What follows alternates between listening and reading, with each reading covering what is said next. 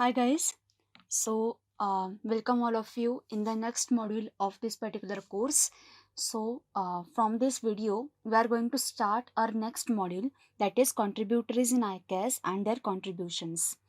तो इसके पहले हम लोगों ने ICAS के डिफरेंट ब्रांचेस जो हैं इनके बारे में इन डिटेल इंफॉर्मेशन कलेक्ट की है. कौन सी ब्रांच में क्या क्या टेक्स्ट आते हैं, उनके प्रिंसिपल्स क्या है, थियोरीज क्या है, और इनमें से कितनी डेप्थ में इंफॉर्मेशन हम लोगों को उससे मिलती है. ये जो सारी इंफॉर्मेशन है ये हमारे पिछले मॉड्यूल का हिस्सा था और उसमें हमने बहुत ज़्यादा वीडियोस जो है वो डेडिकेट किए थे. अब हमारे मन में ऐसा सवाल उठना चाहिए कि ये जो सारे प्रिंसिपल्स है या थियोरीज है, इनका यूज़ करके किन किन लोगों ने काम किया है. ओके, ऐसा वो जो प्रिंसिपल्स है वो अभी भी यूज़फुल है क्या, और कैसे जो लोग हैं वो लोग उसमें कंट्रीब्यूट करते हैं. So this will be the subject of this particular video. Okay, so इसमें हम क्या करेंगे कि हर एक वीडियो में 2 या 3 ऐसे कंट्रीब्यूशंस जो है इनके नाम लेंगे और उसमें हम लोग क्या करेंगे, तो उसमें हम उनके बारे में, उनका जीवन जो है उसकी इंफॉर्मेशन कलेक्ट करेंगे और इन्होंने एग्जैक्टली क्या काम किया, कौन से फील्ड में काम किया, इसके बारे में थोड़ी सी डिस्कशन करेंगे. Okay, so let us start with very important name in this particular branch. Okay, so that is Shivkar Bapuji Talpade. Shivkar Bapuji Talpade. तो आप लोगों ने सुना होगा कि इनके लाइफ पे इंस्पायर्ड एक हिंदी मूवी आया था, दैट इज़ हवाईजादा. ओके, सो जैसे ही हमारे मूवीज़ में किया जाता है कि जिसमें बहुत ज़्यादा मिर्च मसाला डाला जाता है, राइट, तो वैसे उसमें किया गया, right.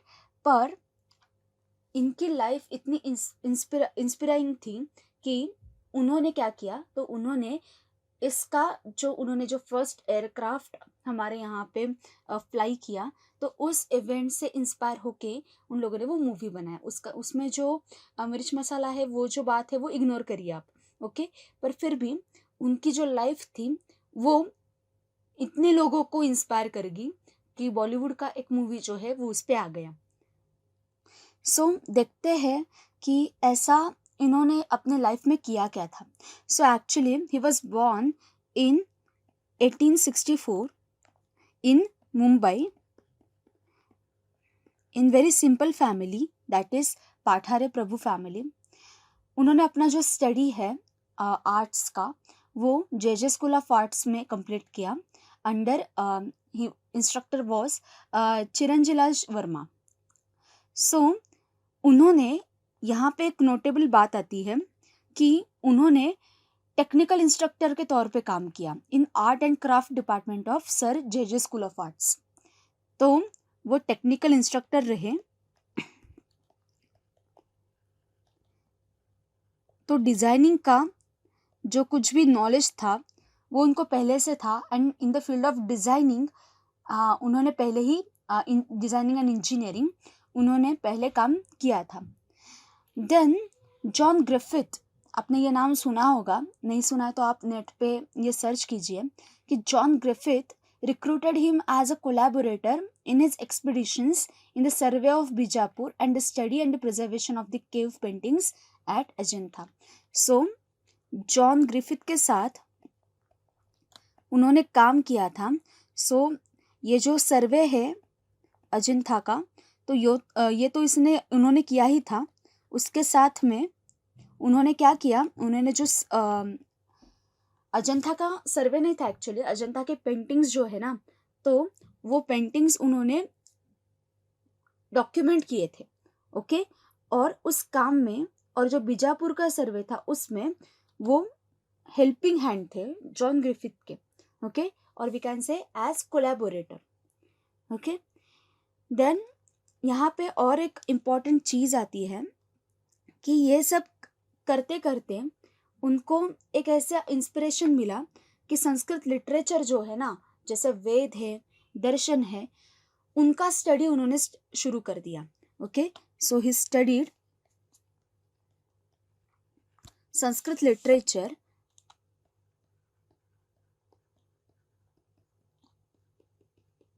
like Veda and darshan etcetera. Okay, and उनको यहाँ पे एक ऐसा ध्यान में आया कि ये सिर्फ संस्कृत मंत्र नहीं है या सिर्फ कौन सा तो फिलोसॉफी यहाँ पे एक्सप्लेन नहीं किया जा रहा. These verses have some scientific meaning. Okay, तो उन्होंने किस तरह से स्टडी शुरू कर दिया. He explained the scientific meaning of Vedic mantra and not only that, he created a model of an airplane on an experimental basis depending upon that. तो वेद का, जिसको हम क्या बोलते हैं कि शब्द बोध, ओके, वेदार्थ. सो वेदार्थ कैसे किया जाए, वेदार्थ पद्धति की मेथड ऑफ डिकोडिंग द वैदिक मंत्रस. ओके, तो उन्होंने वेदार्थ पद्धति क्या है इसके बारे में सोचना शुरू कर दिया और उनका पर्पस था दैट इज एक्सपेरिमेंटल बेसिस पे या थियोरेटिकल बेसिस पे. थियोरेटिकल नहीं, उन्होंने एक्सपेरिमेंट किया था और वो प्रूफ कर दिया था. उन्होंने एयरप्लेन का या एयरक्राफ्ट का डिजाइन किया. Okay, so design of aircraft. So this was the achievement of Shivkar Bapuji Talpade and this was the working model. ये रिपोर्टेड है, ऐसा नहीं है कि ये सिर्फ उन्होंने प्रोटोटाइप बनाया और छोड़ दिया. Okay, it's not like that. तो शंकराचार्य जो थे करवीर पीठ के, उन्होंने एक टाइटल दिया था इनको और वो टाइटल था वेरी इंपॉर्टेंट कि वो टाइटल था विद्या प्रकाश वारिधि. विद्या प्रकाश वारिधि का टाइटल उनको शंकराचार्य ने करवीर पीठ के दिया था. ओके, इसका मतलब है that is the ocean of light of knowledge. Okay, so ocean of light of knowledge. सो ये उपाधि, ये टाइटल उनको मिला था from the Shankaracharya of Karveer पीठ. तो यहाँ पे और एक इम्पॉर्टेंट पार्ट आता है इनके लाइफ का, उसके बारे में बात करते हैं. वो अपने इस जर्नी में एक बहुत इम्पॉर्टेंट एक स्कॉलर थे, उनसे मिले. उनका नाम था Pandit Subbaraya Shastri. And this person was very very important. और ये 1915 में हुआ क्योंकि इनके पास इन्होंने एक रेयर मैन्युस्क्रिप्ट फाइंड आउट की थी. मैन्युस्क्रिप्ट का मतलब है हस्तलिखित, जो हाथ से लिखी गई हो. ओके, तो मैन्युस्क्रिप्ट जो है वो इन्होंने फाइंड की थी. और वो मैन्युस्क्रिप्ट कौन सी थी, एक महर्षि भरद्वाज का ग्रंथ था, उसका नाम है यंत्र सर्वस्व.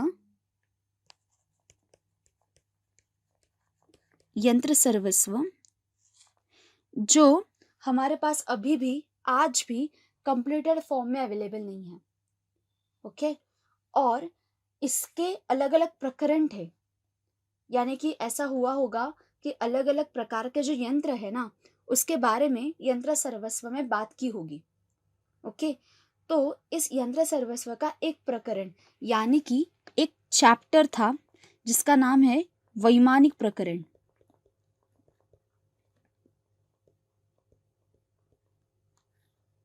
ओके, तो ये जो वैमानिक प्रकरण है, this is the aviation knowledge. Okay, aeronautical engineering. तो ये वाला पार्ट जो है ना, ये सारा इस वैमानिक प्रकरण में था. तो Subbaraya Shastri taught him the महर्षिस विमान विद्या related physics. Okay, so this is all about that engineering physics part, and in support with that, ये जो वैमानिक प्रकरण है इसके साथ ही अंशुबोधिनी, ओके, अंशुबोधिनी ये भी एक ग्रंथ है। या अगर आप जाएंगे तो अक्षतंत्र, ये जो सारे ग्रंथ है तो इनका स्टडी जो है ये इनके अंडर शिवकर बापूजी तळपदे जो थे उन्होंने किया, और इसी सारे नॉलेज के बेसिस पे उन्होंने in the period of 1915 to 1917 एक बहुत बड़ा कंट्रीब्यूशन दिया। वो ये था कि एयरक्राफ्ट उन्होंने बनाया, ओके, और वो क्या था, वो अनमैन्ड था और उसका नाम था मरुत्सखा। उन्होंने नाम दिया उसका मरुत्सखा, दैट इज द, इसका मतलब होता है friend of the wind, okay, Marutsakha. और उन्होंने ये मुंबई में चौपाटी बीच पे ये फ्लाई किया, मतलब ये वर्किंग मॉडल था, ओके।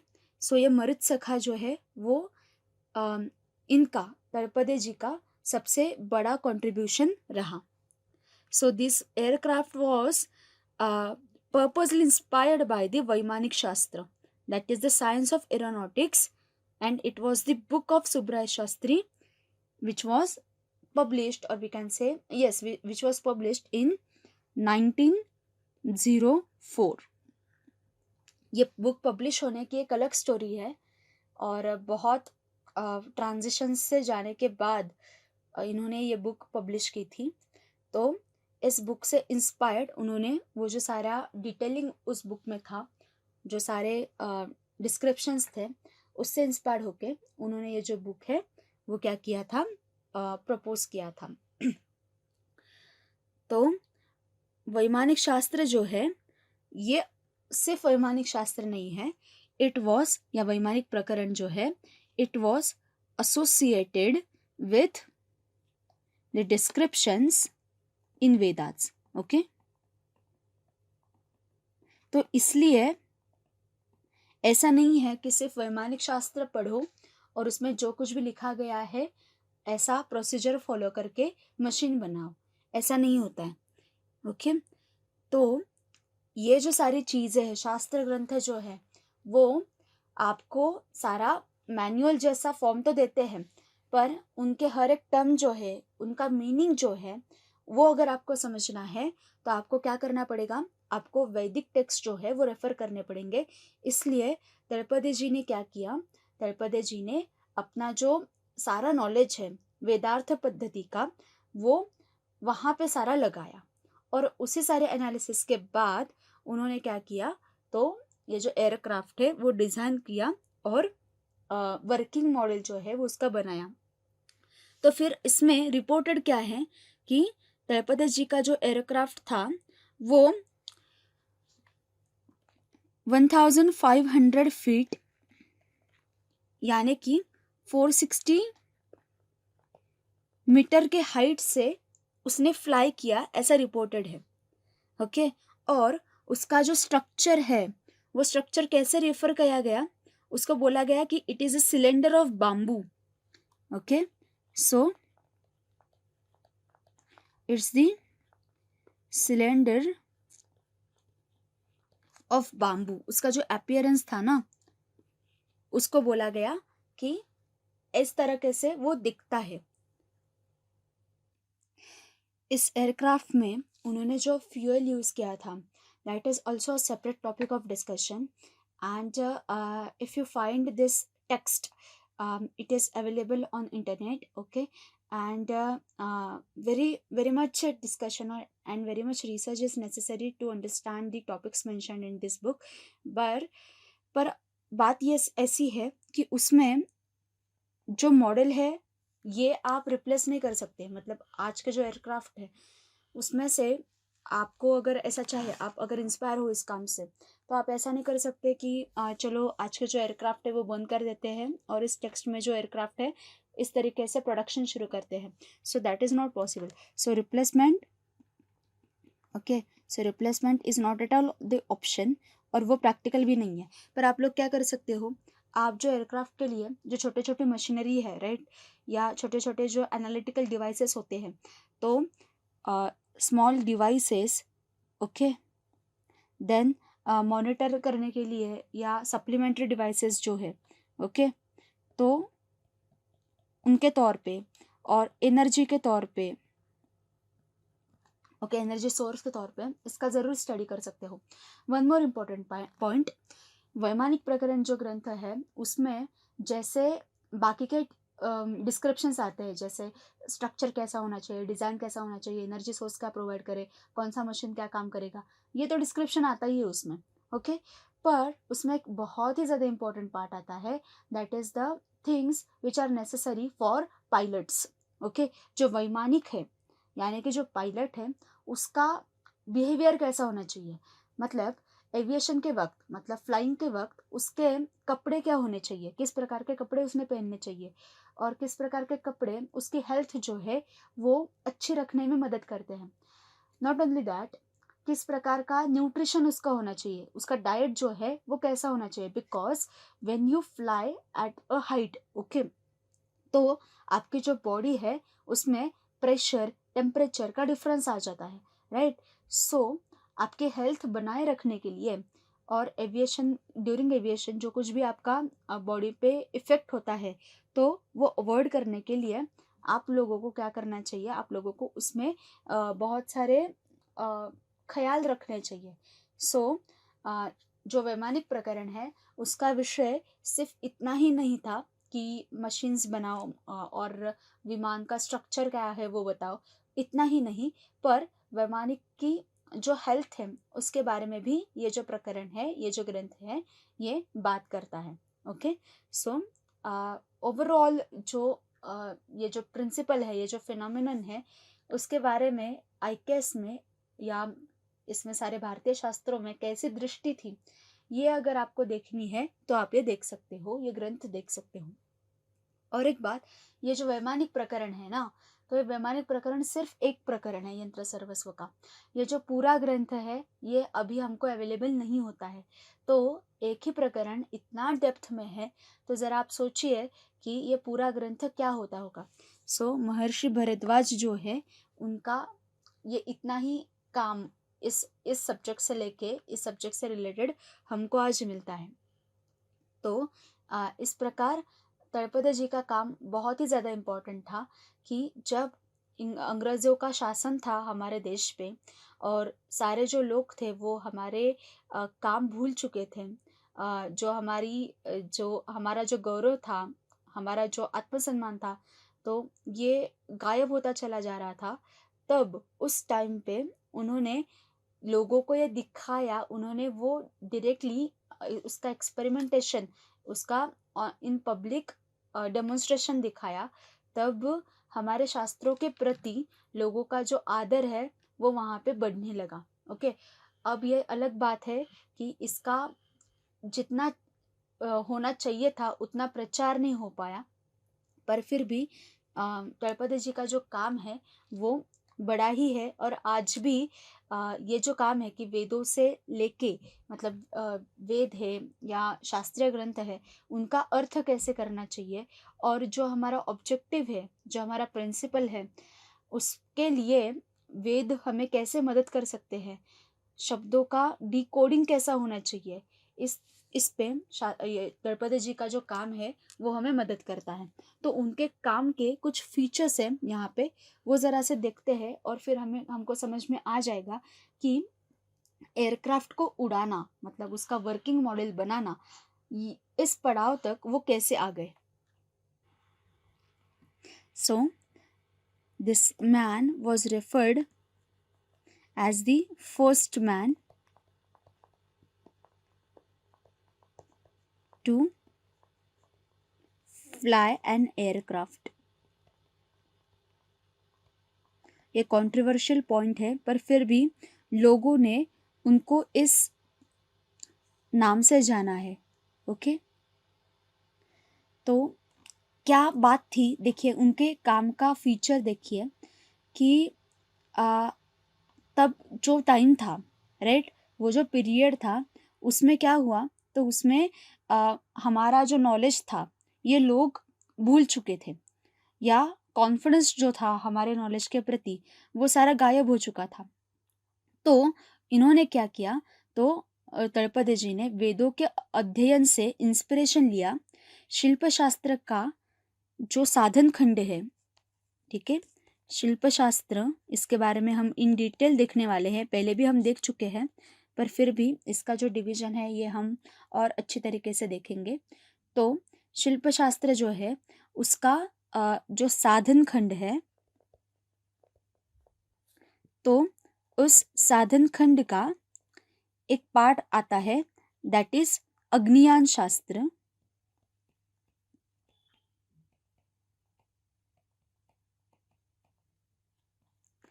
तो इस अग्नियान शास्त्र ये विमान विद्या से संबंधित पार्ट है। ओके, तो इससे संबंधित जो शास्त्र है, इस पर रिसर्च, उस पूरे ब्रांच का रिजनवेशन और इस शास्त्र को समाज में प्रस्थापित करने के लिए बहुत ज़्यादा एफर्ट्स, ये इनके काम के फीचर्स हैं। सो जैसे इंग्लिश में हम लोग बोलते हैं कि Rome was not built in a day, वैसे द्रौपदी जी ने एक दिन में एयरक्राफ्ट नहीं उड़ाया, तो उसके लिए उनको बहुत ज़्यादा अभ्यास करना पड़ा, ठीक है, बहुत ज़्यादा रिसर्च करना पड़ा, बहुत ज़्यादा चिंतन करना पड़ा, और फिर इस सारे कॉम्बिनेशनल एफर्ट्स से हम जो उनका काम देखते हैं वो खड़ा है। ओके, तो जे स्कूल ऑफ आर्ट्स में उनके जो गुरु थे उनका नाम है चिरंजीलाल वर्मा, जो हम पहले भी उनका नाम ले चुके हैं, चिरंजीलाल वर्मा। देखो टीचर का काम कैसे होता है कि ये तो एक्चुअली आर्ट टीचर थे। ओके, तो आर्ट के साथ उन्होंने वेद विद्या के ही पाठ पढ़ाना शुरू कर दिया। किनको? शिवकर बापूजी तळपदे जी को, कि आर्ट्स के साथ उनका कॉम्बिनेशन कैसा था कि आर्ट्स प्लस वेद, इस कॉम्बिनेशन से इस प्रकार के नॉलेज से वो आगे बढ़े।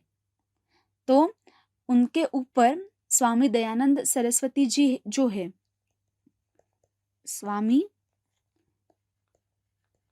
दयानंद सरस्वती, इन्होंने जो वेद का भाष्य किया, ओके, तो इनका जो भाष्य करने की टेक्निक थी, मतलब वेदों के शब्द का अर्थ करने की जो टेक्निक थी, तो इनका इन्फ्लुएंस तळपदे जी पर था।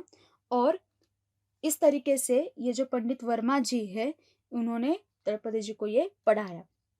तो इस तरीके से जो इंस्पायर्ड थे, उन्होंने क्या किया, तो तळपदे जी का एक बहुत ही इम्पोर्टेंट पार्ट है कि ऋग्वेद का जो प्रथम सूक्त है, ऋग्वेद का जो प्रथम सूक्त है, इस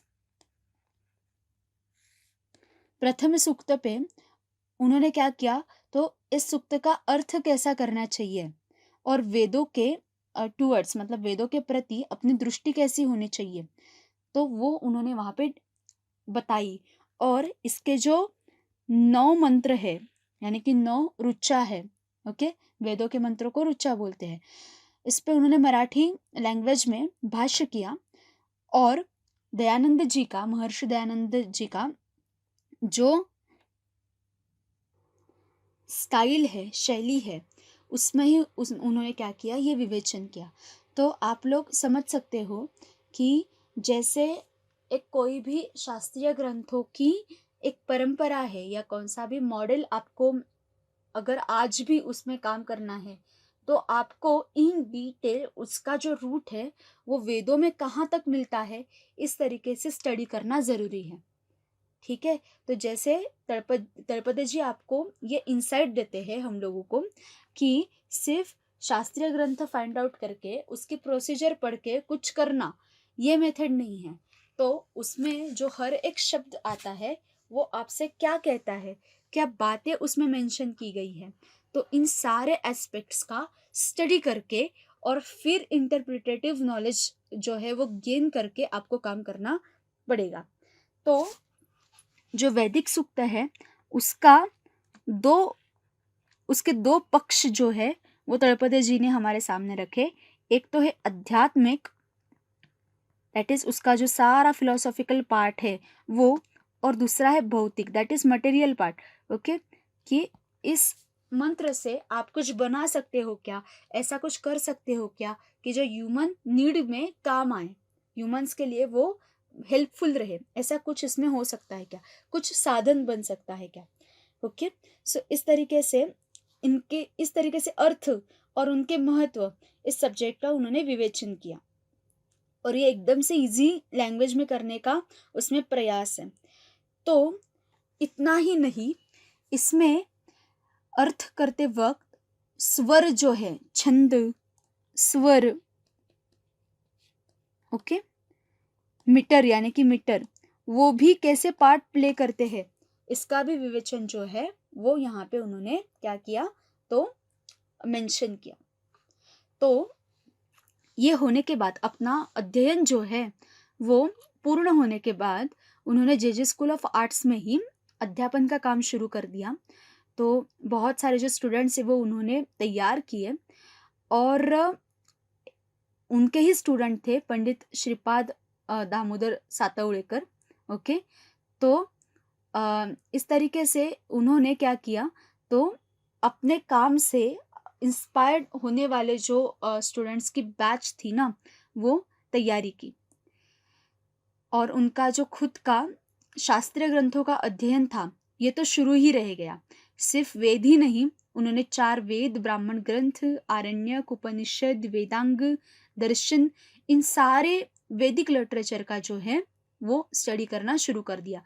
और ये करते करते उन्होंने जो वेस्टर्न कंट्रीज थी जहाँ पे एयरक्राफ्ट रिलेटेड कुछ, मतलब वहाँ पे तो उड़ाया नहीं गया था, पर जो एफर्ट्स शुरू थे उसका भी एक्सपेरिमेंटेशन है वो अच्छे से स्टडी किया। ओके, और यहाँ पे एक इम्पॉर्टेंट बात है कि जब वो एक्सपेरिमेंट कर रहे थे, जो स्टडी कर रहे थे, तो उसके लिए उन्होंने 1892 में एक लैब जो है ना वो खड़ी कर दी। Okay, so theoretical study followed by experimentation. मैंने जैसे बोला कि ऐसा नहीं होता है कि एक दिन में उन्होंने एयरक्राफ्ट फ्लाई किया, राइट। तो वो अचीव करने के लिए उनका जो पूरा स्टडी था ना, तो ये लैब बेस्ड था, एक्सपेरिमेंटेशन बेस्ड था। इसका ही प्रूफ है कि उनकी खुद की एक लैबोरेटरी थी। और फिर उनका एक स्टूडेंट था, उनका नाम था म्हात्रे, और उन्होंने जो एक मॉडल तैयार किया था ना एयरक्राफ्ट का, तो वो बॉम्बे आर्ट सोसाइटी का जो एग्जीबिशन था, सो बॉम्बे आर्ट सोसाइटी का एक एग्जीबिशन रहा। तो इस एग्जीबिशन में उन्होंने अपना जो मॉडल है वो वहाँ पे रखा था। वैसे ही प्राचीन विमान कलेचा शोध, ऐसा उनका एक मराठी बुक था, दैट मीन्स एंशियंट जो हमारी विमान विद्या है उसका शोध, इस विषय पे उन्होंने 3 व्याख्यान दिए थे। वो बहुत ही ज़्यादा उस टाइम पे फेमस रहे।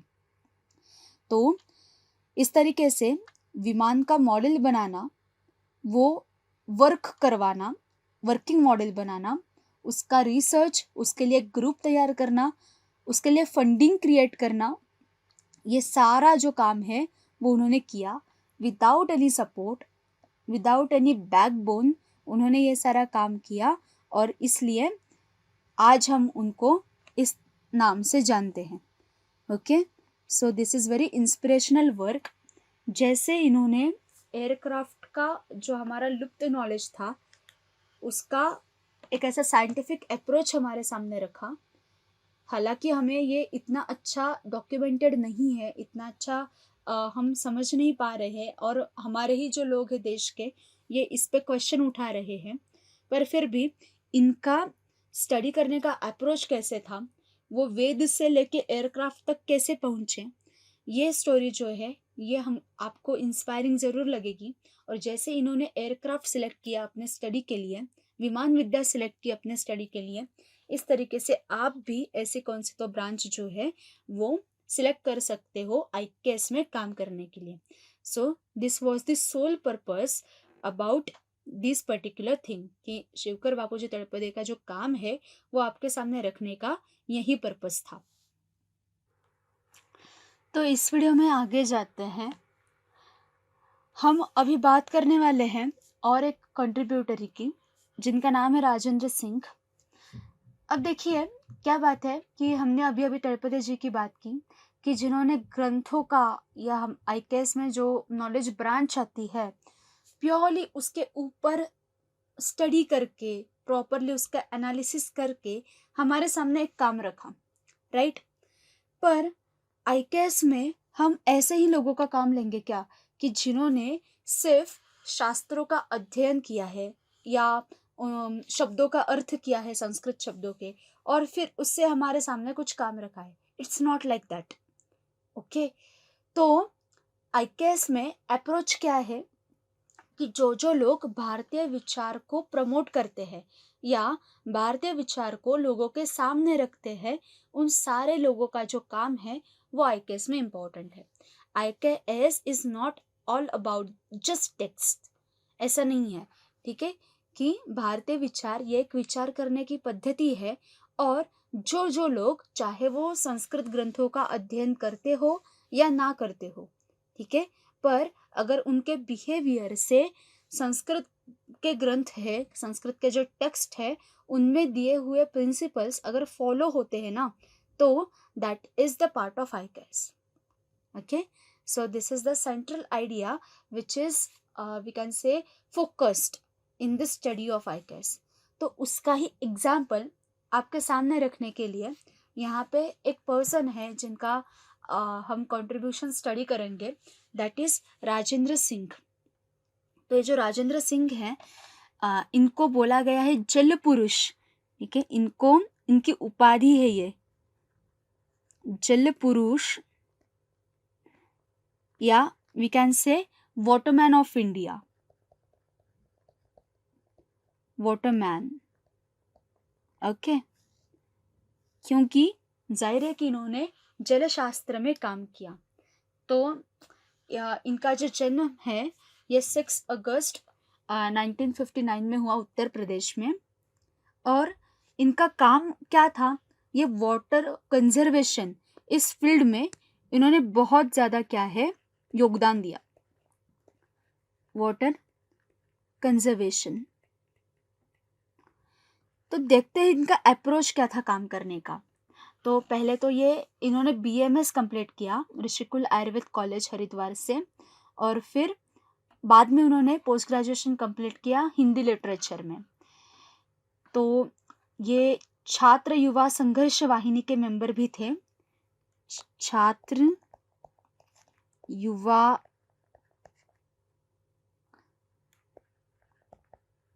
संघर्ष वाहिनी के मेंबर भी रहे थे ये। उन्होंने एक ऑर्गेनाइजेशन लीड की जिसका नाम था तरुण भारत संघ, तरुण भारत संघ। ये जो ऑर्गेनाइजेशन थी उसके वो लीडर थे, okay. And this organization was supported by the United Nations, USAID and the World Bank also. इन्होंने गवर्नमेंट सर्विस भी ज्वाइन की थी 1980 to 1984 में। तो इन्होंने क्या किया, इन्होंने गांव में काम करना शुरू कर दिया। पहले तो उन्होंने एक स्मॉल छोटी सी आयुर्वेदिक मेडिसिन प्रैक्टिस शुरू की in the village of Gopalpura, Alwar district. And उसमें ये काम करते करते उनको कुछ प्रॉब्लम जो है वो दिखाई दिया, क्या, कि लोगों में, इन गांव में बहुत ज़्यादा वाटर रिलेटेड प्रॉब्लम्स है, ओके। पानी से लेके बहुत ज़्यादा प्रॉब्लम्स यहाँ पे शुरू है। And solution for these water problems is always not just science and technology based. So अगर आपको वाटर प्रॉब्लम है, उनका अप्रोच देखो कैसे था।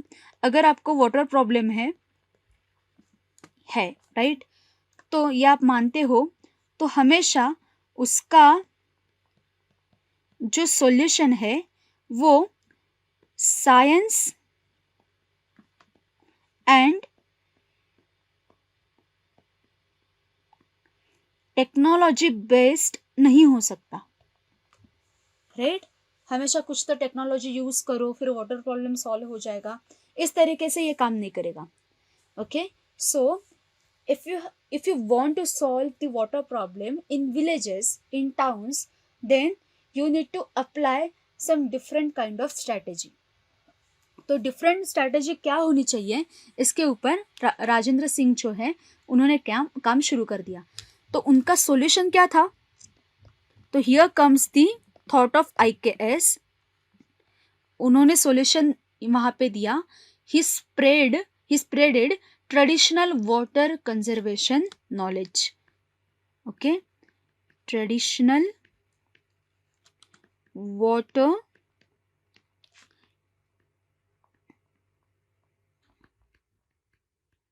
Conservation knowledge. ओके, तो rivers, wells, these are useful and main sources of water conservation। Okay, तो इनका ही प्रिजर्वेशन अच्छा होना चाहिए और इनका ही जो ओरिजिनल फॉर्म है ये अच्छा होना चाहिए, इसलिए उन्होंने राजस्थान में काम कर दिया। सो सिंपल टेक्निक्स जो है उनसे उन्होंने शुरू कर दिया काम।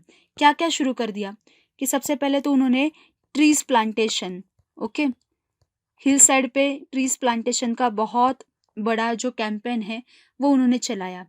ओके, फिर पॉन्ड जो है, पॉन्ड्स एस्टैब्लिशमेंट,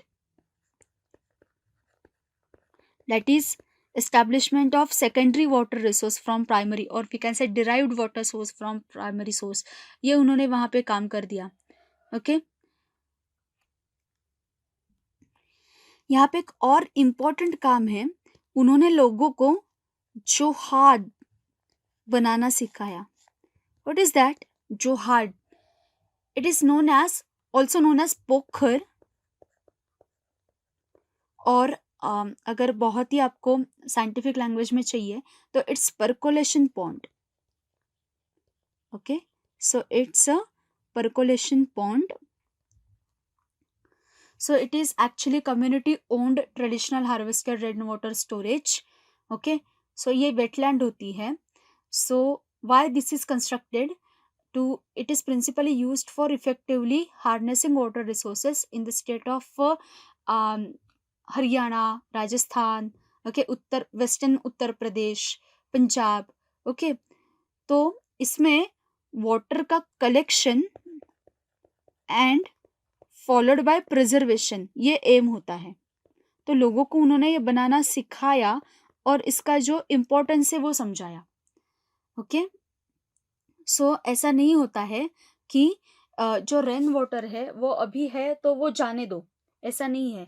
ये जोहाट जैसे जो स्ट्रक्चर्स है, ओके, तो वो बना के आपका जो वाटर है वो कंजर्व होना चाहिए, और जो मॉनसून में आपको वाटर मिलता है वो सिर्फ अभी मिला, ये वापस नहीं मिलेगा। ये जो थॉट है ये माइंड में रख के आपको जो है वो काम वहां पे करना पड़ता है।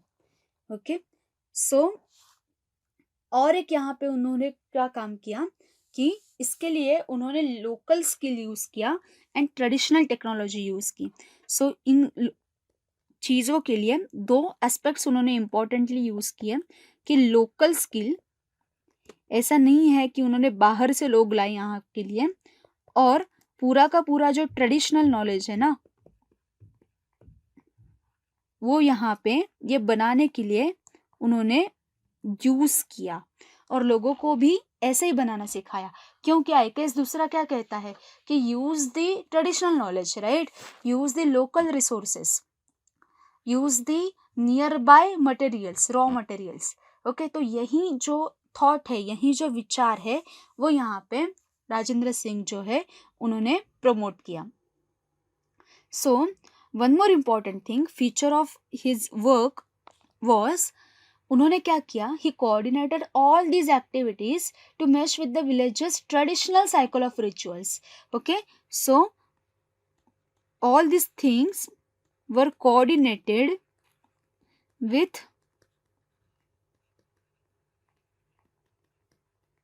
traditional cycle of rituals.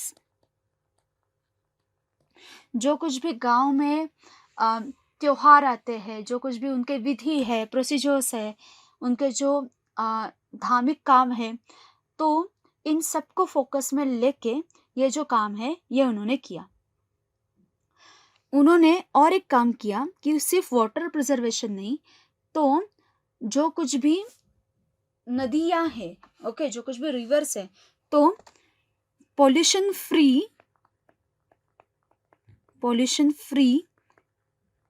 Reverse जो है वो एस्टैब्लिश करना, राइट, मतलब रिवर्स का रिवाइवल करना, ये भी बहुत बड़ा जो काम है वो उन्होंने हाथ में लिया. और इसके ही अंडर उनका एक बहुत ही अच्छा काम रहा, दैट वाज द मिठी river, you know, in Mumbai. So in 2009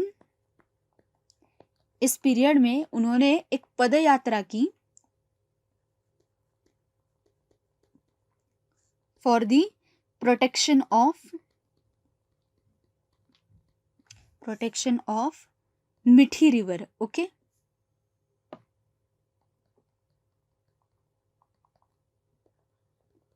so this was very important. मतलब लोगों का जो उसमें सहभाग होना चाहिए, ओके, लोगों का जो कंट्रीब्यूशन होना चाहिए वो उन्होंने हमेशा ध्यान में रखा. फिर परिक्रमा, हमारे संस्कृति में एक नदी परिक्रमा का यूज है. एक नदी परिक्रमा नाम की कंसेप्ट है, आपने सुना होगा, नर्मदा परिक्रमा, गोदावरी परिक्रमा, ओके, तो तापी परिक्रमा भी होती है. सो ये जो हमारे रिवर्स है, these rivers are not just water resources, okay, but these are the icons to worship. okay, ये जो हमारे सारे के सारे जो रिवर्स है, these are icons for worshipping.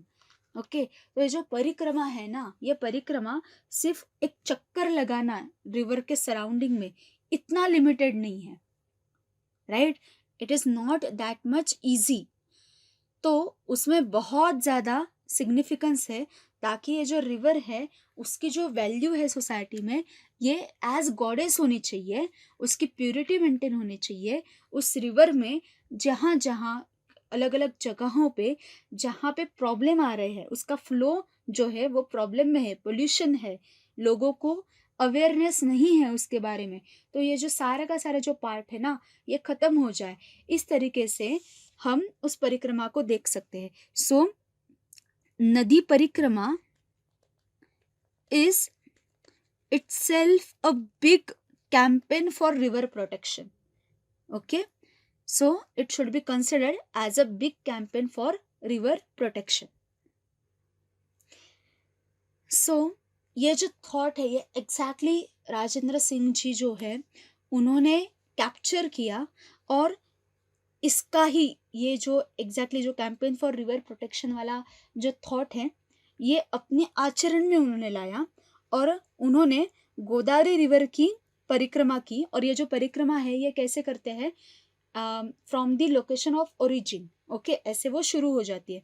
सो उन्होंने ऐसे ही गोदावरी रिवर की परिक्रमा शुरू की.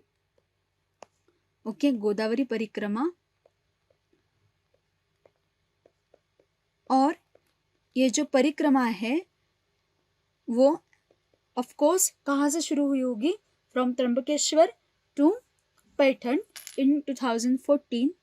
और जब ये परिक्रमा की तो उनको बहुत ज़्यादा क्या हुआ होगा, नॉलेज मिला होगा, ये जो गोदावरी रिवर है उसके रिलेटेड प्रॉब्लम्स जो है वो क्या आ रहे हैं. ओके, सो इन्होंने, उनका बहुत ही बड़ा यहाँ पे कंट्रीब्यूशन एक ऐसा रहा कि इन्होंने नियर अबाउट 1200 विलेजेस जो है ये वाटर सिक्योर्ड बनाए, उनका जो पानी का प्रॉब्लम है वो दूर कर दिया। Then 12 rivers in the country they have been revived by him. So 12 rivers जो है ये उन्होंने रिवाइव की, उसमें Arvari, Ruparel, Sarsa, Bangani, Maheshwara, Sabi, Tibra, Sairni and Jahajwali in Rajasthan, Agarni and Mahakali in Maharashtra. Okay, so ऐसे रिवर्स है जो गायब होने वाले थे या फॉर एवर जो है वो उनका जो फॉर्म है एज रिवर ये वैनिश होने वाला था, पर उनके काम से, उनके एफर्ट से ये जो रिवाइवल है ये पॉसिबल हो पाया। So that was his work is very very important. और जो रिवर्स है ना, जैसे हमारे बॉडी में वेन्स होते हैं, ब्लड, हमारे बॉडी में जो ब्लड का काम होता है ना, कि without blood we can not sustain, वैसे ही इस पूरे प्लेनेट का है, लाइफ का है, ये जो वाटर सोर्सेस है ना, these are like blood. Okay, so अगर हम हमारे रिवर्स का रिस्पेक्ट नहीं कर सकते, हमारे वाटर बॉडीज का रिस्पेक्ट नहीं कर सकते, तो समझो हम हमारे खून का रिस्पेक्ट नहीं कर रहे हैं, right? So that's why in Indian culture rivers are worshipped, they are site of worshipping. And worshipping का मतलब ऐसा नहीं है कि उसमें कचरा करो, उसमें जो फूल है या आपके जो साधन होते हैं वर्शिपिंग के वो उसमें डाल दो, आपका काम हो गया। No, you should learn to respect the rivers. So this is the thing. फिर ये जो राजेंद्र सिंह हैं उनको अवार्ड्स मिले हैं, जैसे बहुत इम्पोर्टेंट अवार्ड जो है उनके बारे में सिर्फ बात करेंगे, और फिर उनके काम का जो महत्व है वो आपको समझ में आ जाएगा। इनको रैमन मैग्सेसे अवार्ड मिला है इन 2001 में। Okay, so it is very important and prestigious award, Ramon Magsaysay Award for Community Leadership in 2001। फिर जमनलाल बजाज का अवार्ड इनको मिला था for this application of science and technology for rural development. So this aspect was very very important, that is application of science and technology for rural development।